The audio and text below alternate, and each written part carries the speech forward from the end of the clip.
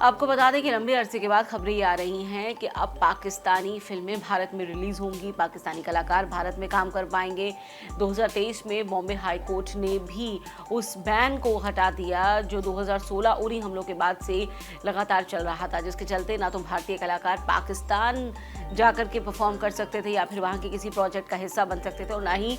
पाकिस्तान के कलाकार भारतीय फिल्मों का हिस्सा बन सकते थे। जबकि हमने देखा कि पाकिस्तानी कई कलाकारों की भारत में भी अच्छी खासी फैन फॉलोइंग है, और पाकिस्तान तो बॉलीवुड के लिए दीवाना है ही। अब जब लंबे अरसे के बाद खबर ये आ रही थी कि पहली पाकिस्तानी फिल्म जो इस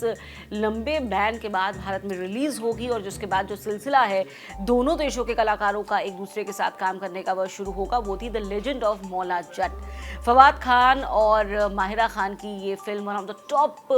पंजाबी ग्रॉसर है। जी हाँ, वो पंजाबी फिल्म जिसने अब तक सबसे ज़्यादा कमाई की है, और ये नए नए रिकॉर्ड हर रोज़ बना रही है कमाई के। अब इसे भारत में रिलीज़ होना था, लेकिन अब खबर ये आई है कि इसे लेकर इतना ज़बरदस्त विरोध है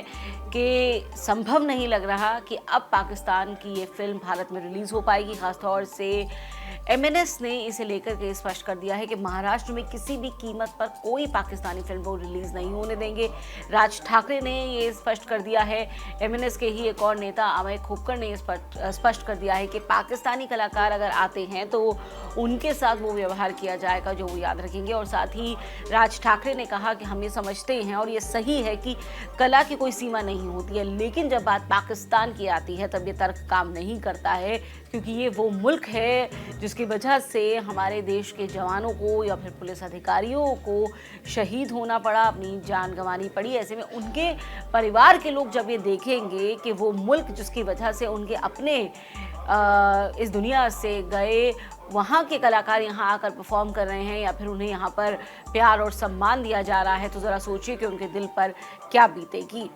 और महाराष्ट्र में किसी भी कीमत पर पाकिस्तान की कोई फिल्म रिलीज नहीं होने देंगे, स्पष्ट कर दिया है एमएनएस ने। अब देखना यह है कि क्या इस विरोध को देखते हुए देश के किसी दूसरे हिस्से में भी